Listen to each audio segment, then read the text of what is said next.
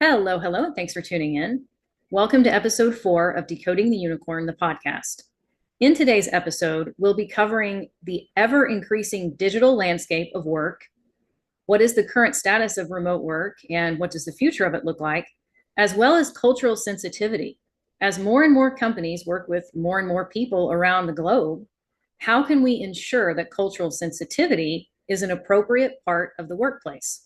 It was certainly something that Dag believed in and something that he was practicing all the way back in the 1950s. I'll be joined today by my guest, Zach Wright, who is the founder and CEO of Grapevine Software. So let's get to it. Why is work like this? We need more leaders like Dak. Everyone in management should be required to read Decoding the Unicorn.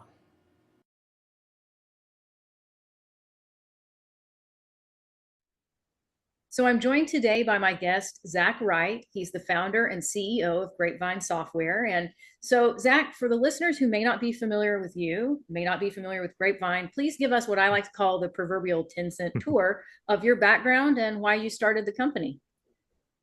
Yeah, so like a lot of us in 2020, I started working 100% remote, and that gave me a different experience than obviously being in the office. And from that, I've always been in strategy and operations. And with the shift to remote work, it kind of tapped into these different challenges that I started seeing. And so I started realizing that SaaS is a good place for a lot of companies and departments. But whenever you go remote and your teams are in these different locations, it actually creates these information silos and disconnected employees. And so what we're really doing at Grapevine and what got me into the idea of Grapevine is to how to overcome the communication, the collaboration, and the connection problem, not in multiple tools, but in one. So that's how I got here. Strategy, operations, and remote work kind of fell into my lap. Yeah, well, that's a very cool story. I've seen a lot of news articles lately. I would say really over the past couple of years, although they've ramped up a lot since the change in administration, but they're rather sour and dour about the current status of remote work, future predictions around remote work. And I saw a poll on LinkedIn not that long ago that claimed that 60% of workers now prefer some kind of hybrid arrangement. And it used to be called the hell of half measures. So I saw that poll and I just rolled my eyes like Tony Stark in the Avengers. Since you have a front row seat to remote work, what do you make of all of this? Yeah, I mean, I think that a lot of headlines can take the attention of a lot of people. So whenever you hear about Amazon, JP Morgan Chase, Dell, the federal government talking about return to office, that makes it seem like we're going back into the office 5 days a week because that's what they're pushing for.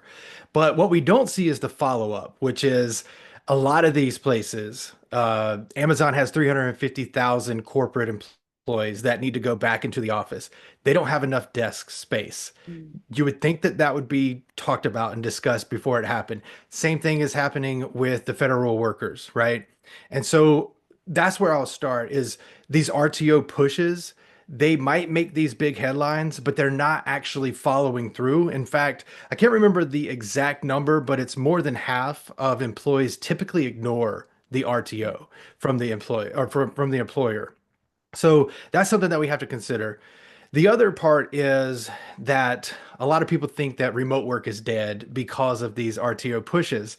And that's just not the case either. We see that even now, the remote work percentage of people working remotely is higher than it was pre-pandemic levels. And the office occupancy is lower than pre-pandemic levels. So it's the big headlines, but the actual data behind it is showing that it's not a reality. And it's kind of where you're talking about the companies are following through with a hybrid approach because it kind of gives you the best of both worlds in the sense that leaders, because I do think that there's this disconnect where leaders, especially executives, might want people in the office where the frontline workers or the middle managers don't necessarily want to be there, or at least not 5 days a week. And so what we're seeing is this shift into the hybrid work model where people are coming into the office a couple of days a week.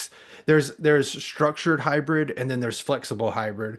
I mean, they kind of sound like what they are. So flexible hybrid is you kind of come into the office whenever you want to. And then structured hybrid is maybe we're going to come in the office Tuesday, Wednesday, Thursday, and we're going to have remote time Monday and Friday, right? So to me, that's the best of both worlds because if you have an extrovert in the office and they like to feed off of that, you're Yeah. not taking that away from them, right? But if you have an introvert or an ambivert and they're just not feeling like going into the office or they feel like they get work done better at home or in a coffee shop, then let that happen too. And so, the, yeah, I think we're gonna fall into hybrid being the norm, quote unquote, and these RTO pushes from the big companies is kind of a distraction and performance theater is what I would call it. So much of corporate America's performance theater, so I think It's that's well very true. said. Well, something else that I want to ask you about. Dag Hammarskjöld believed that leadership was about service, not about status. And in remote work, in these situations where you have a 100% remote company where leaders aren't physically present, Mhm. how can they still make employees feel seen, valued, and appreciated? Yeah, so a little selfish plug is Grapevine can help with that because what we're really doing is creating that virtual HQ that allows people to be seen even if they're not in a physical location. But beyond the tools is how can you have consistent check-ins Yeah. with your employees? That's a huge thing. I've seen a couple of CEOs and founders out there talk about we don't do 101s, and they actually talk about it as like a a happy thing or like I'm proud of this. I actually think that's embarrassing for them. Like as a leader, you should want to check in on your employees. That doesn't mean that you're micromanaging them. Right. And the way that you make sure that you don't micromanage, but you consistently check in is bring in some type of performance management framework. In a previous company, I ran the OKRs or Objectives and Key Results program for the entire company. And so what I would do is I would manage by goals or manage by the objectives that the team came up with. And that allows me to say in these 101s, hey, tell me about what's going on with OKR number one or OKR number two. And it's not, it's kind of like checking in on a project status, right? I mean, you could do that asynchronously, you could do that synchronously, but it's just this framework or this approach that allows you to continue to check in with your employees, and it almost becomes this type of performance management feedback loop where you're doing it every single week or every other week, opposed to the 360-degree feedbacks that we get once a year, right? Right. And so the reason that I think this is so important is because we see people like Mark Zuckerberg saying that they just fired poor performers, right? That wasn't actually true. What they did was they overhired in the pandemic, and now they need to right size it, and then AI is helping them not have or not need the employees that they have. So I think there's some legalities in there that they're trying to get around. But I digress. The point being is that instead of having the employee wonder if they're doing well or where they stand, what is their status in the organization, whenever you have those performance management metrics or frameworks in place, every single week you get to have a conversation with your employees and they get to understand. I'm doing well right here. I need a little bit of improvement here, or they get to talk about it every single day or every single week. Sorry. And so that is how you can manage your employees without the need of, I need to see you with your butt in the seat 8 hours a day, because that's not actually productive. That's just people looking busy. Again, performance theater. Yeah, oh yeah, absolutely. Yes, I get it. So some companies, you mentioned technology. I was definitely thinking about this whenever you're talking about Facebook and Meta and AI. Some Mhm, companies have turned to technology, obviously, for employee recognition. Now, that can be mhm, automated messages, digital rewards, some kind of AI driven feedback. And in fact, when I was looking for podcast guests to get into this topic, I was throttled Oh, by salespeople who wanted to promote gift cards. And I'm like, yeah, no. Again, I'm sitting there like Tony Stark in the Avengers, and my eyes going all the way back in my head. Like, that's really not what we're talking about. We're talking about real appreciation, not here's a yeah, $5 gift card, go buy yourself a coffee. And with yeah. inflation, $5 won't even do it anymore. So, do you think that the technology tools help, or do you feel like there's still this risk where appreciation starts to just feel too impersonal?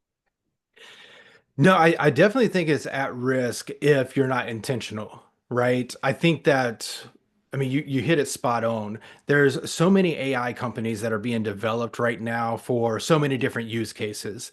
And in some cases, whenever the human is involved, they're taking away that empathy that only us as humans can express, right?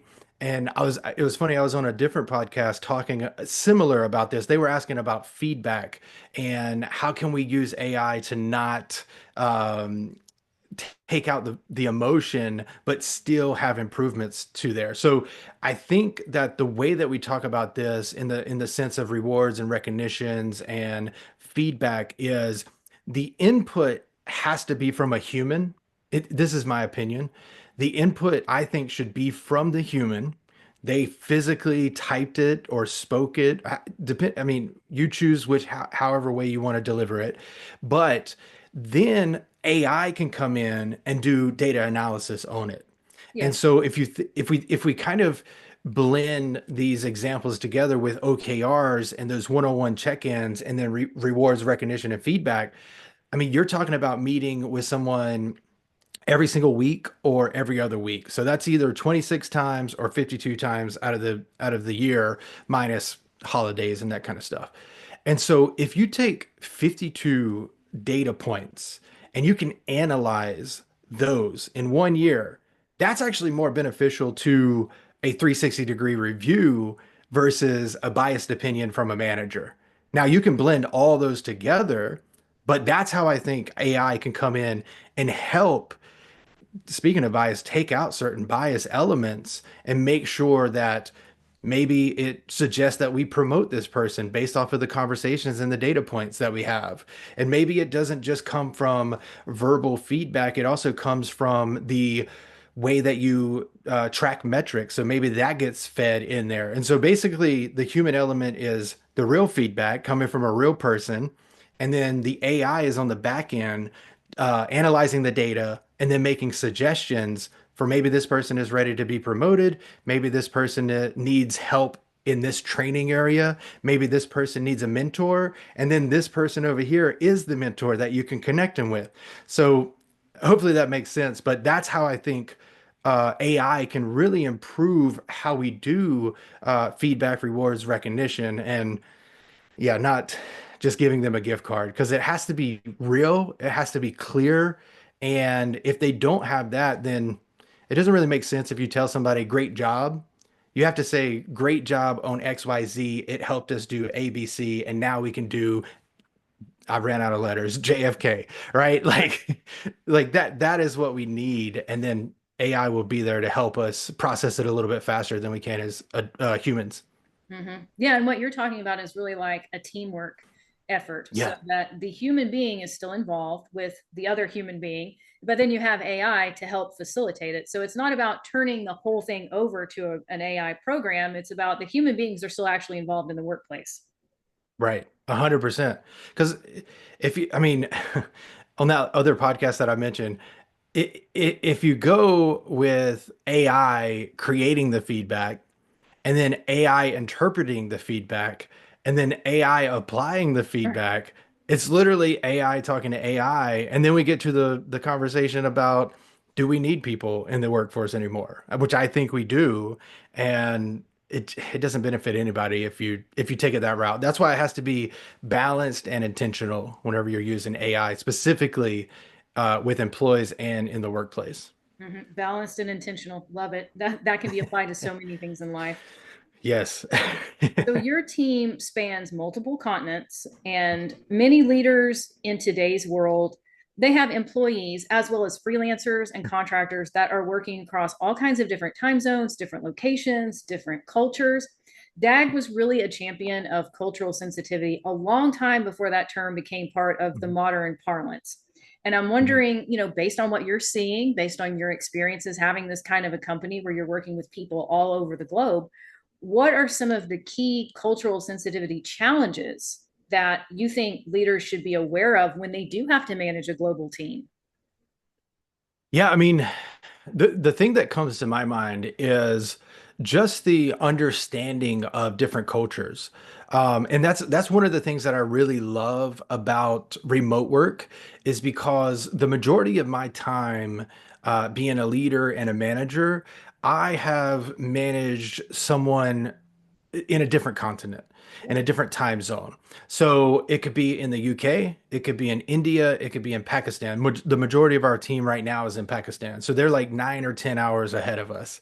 And so there's again, the balance has to be there and the trust has to be there. But the only way that you can really form that is if you take the time to build those relationships and understand who that person is. And that means holistically, not just who they are as an employee or a worker at your organization, but who are they outside? Do they have a family? What is their religion? Do they celebrate different things? Do they ca- This is like this isn't even just a cultural sensitivity aspect across like different continents or countries, but you think about somebody. This is a simple example, but you think about the happy hours that we used to have. And I worked at a company. This is just a side note. I worked at a company. A lot of people weren't showing up to the happy hours. They made them mandatory, which don't do that. Just Right. that's terrible. Side note. But let's say that you have an alcoholic Right. in your group, right? Not everybody is a drinker, right? And so you have to think about these things, and that kind of feeds into the smaller or the micro aspect of cultural sensitivity. But it's these things that people don't often think about. Like right now, Pakistan is celebrating Ramadan, Mhm. right? And so they're working fasting. And so I can imagine that, I mean, if I didn't eat for a long time, my brain would probably slow down a little bit. And so just understanding that is a better way to engage with your employees. And during Ramadan, they actually shift their hours just a little bit. And so the culture sensitivity piece of it is in simplicity, relatively speaking, is just getting to understand who your people are. And that always helps with becoming a better leader and a manager. Because if you're managing someone cookie cutter, copy and paste approach, you're going to, I mean, offend maybe isn't the right word, but kind of, you're going to offend people just by trying to like Sarah likes to do this and Zach likes to do this. If I manage them the same way, you're going to get different results, right? And so that's kind of my answer there, but I can dig in deeper if you have any other questions on that one. Mhm. Well, so there's a fine line between, and we touched on this before when we were talking about AI and a human Mhm. being working as a team, as opposed to turning AI into its own echo chamber, which to me Mhm. seems rather frightening. As frightening, Yeah. if not more so, than human beings having an echo chamber and getting them to think. But so there's this fine line, I think, between using technology to enhance leadership, like what we're talking Mhm. about, versus allowing it to really subvert or totally replace human connection. Mhm.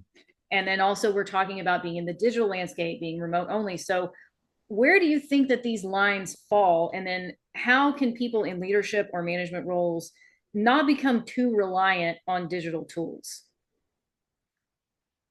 Yeah, that's a tricky one. Um, because the way that AI is talked about today, if and just digital tools, is that it could either enhance the human capability or it could replace the human capability. And I think both are true, right? And the thing that we have to understand is where do we want AI to replace certain capabilities or digital tools to fill in gaps? And where do we want humans and people to continue to communicate, build community, collaborate, connect? And I think it's going to be different for each company culture. It's going to be different for each company industry, and maybe even different cultures in the world in general. So I think the way that we do this is we kind of go back to the basics and the fundamentals of business and companies is what's your vision? What's your mission? What's your core values? And so if you can have those conversations and really take the time to do this, a lot of executives and leaders will say, well, we don't have time to do that because we got to do XYZ. Steve Jobs, I just rewatched a video of him, and he was talking about how he takes the people that he hired and he lets them make their decisions. Like Yeah. he had one decision maker for each department or each product or whatever. But every single week he would take 3 hours to have a conversation with all of them. And if somebody who's running Apple at that time can take 3 hours in a week to discuss all this, you have time to be able to do this.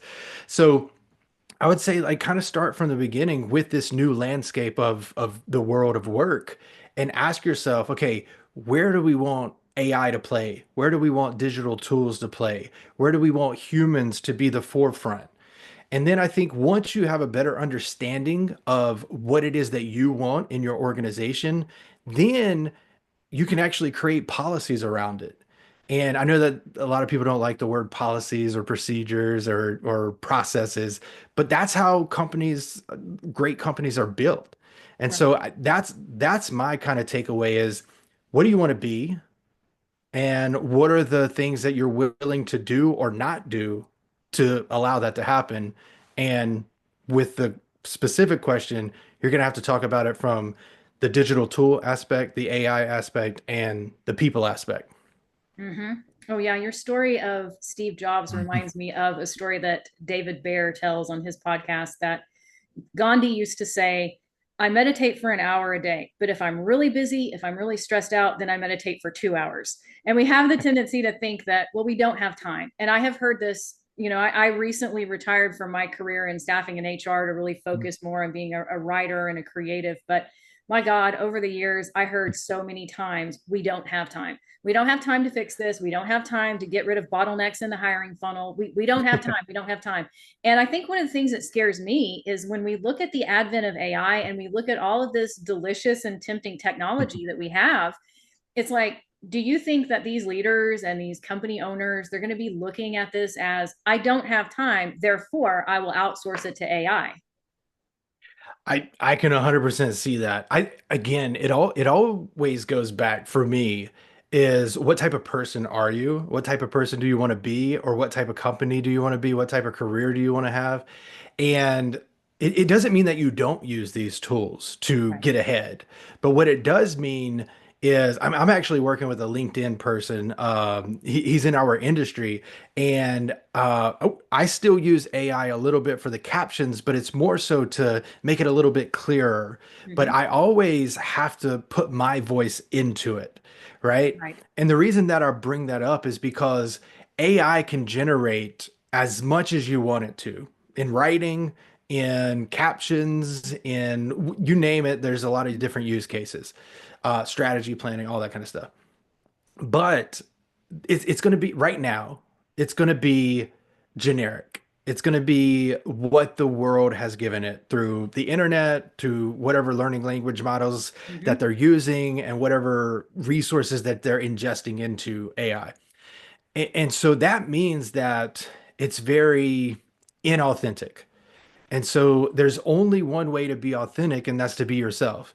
And for you to do that, you have to ingest your own voice and your own mechanism of maybe that's not the right word, but who you want to be, what you want to be known for, and all that kind of stuff. And so to kind of like circle it back around, the I just think that it always comes back to balance Yeah. and understanding who you are and what you want to be. And if you're okay with AI doing everything for you, that's good. I don't think that it's going to be great in the long run. I think that if you, for businesses specifically, and I say this all the time, if your differentiator is AI, you're going to lose Yeah. because it's going to be table stakes in the long run. But if you actually have the foundation, and this is how we look at it at Grapevine, building the product is like we're building the foundation so we can live in the long term. And yes, we'll ingest AI and we'll have these different things about it, but that's not going to be our differentiator. Our differentiator is going to be who we are, what our voice is, and how can we inspire other people to ultimately reach our own vision, which is make the workplace better for everyone. Yeah. Oh, amen. That's hitting all the right notes for me. So Good. as we wrap up, I want to ask a little bit of a two-parter here to close it up. I want you to give us the elevator pitch, if you will, about Grapevine. And then if somebody hears that message and it resonates, they want to find you or they want to learn more about the company, tell us about the company and then tell us about how can people get a hold of you if they want to. Yeah, so just simple, our value prop is Grapevine's virtual HQ helps streamline how your teams work together. So you can go from scattered work, so that means information, knowledge, and disconnected employees to one single source for everything. And so basically what we're doing is we're taking a lot of these different tool capabilities that are scattered through multiple applications and we're bringing it into one virtual HQ or virtual office. So your teams don't have to go through this searching abyss scavenger hunt because it's a huge problem for organizations. Employees spend about 2.5 hours per week just searching and trying to find information. That's if they find it. So that's more than 20% of the work week. So that's the problem that we're solving. And the unique thing that we do is not just with the productivity tools that we have with Information Hub and Spaces, we also bring in the people element. So we have employee profiles, we have a directory that we call Connect that you can connect with people not just on a professional level, but also on a personal level, which is very important for remote teams so they don't feel isolated or disconnected. So that's I know I kind of went a little bit longer than the elevator pitch, but that's what we're doing. We're streamlining how your teams work together. And then if you want to find us, we're very active on LinkedIn. So you can look up Grapevine Software, or you can find me. My name is Zachary Wright, MBA. I do have the MBA at the end. I've always thought about taking it away, but it's there. And then we're also active on YouTube. So Grapevine Software, you can find us there. Every single week, we typically put out something called the Future of Work Weekly Report, where we're going through these insights, these trends that are happening in the future of work and kind of breaking them down. And there's a thing out there called RTO, Return to Office, that we talked about.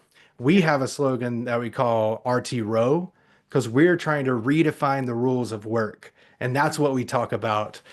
So that's kind of our motto and how we think about the product, how we think about the future of work in general. Mhm. Awesome. Well, I know that you're busy running this company, and I just wanted to very quickly thank you for taking time out of your day to join us and give us your insights. Thank you. It was a lot of fun. Awesome. Thanks so much for tuning in. If you're watching via YouTube and you enjoyed today's episode, please make sure that you like, share, and subscribe. If you're listening via a podcast provider, please make sure that you subscribe to this podcast, share it with others, and don't forget to give us a 5-star rating. I'll see you next time.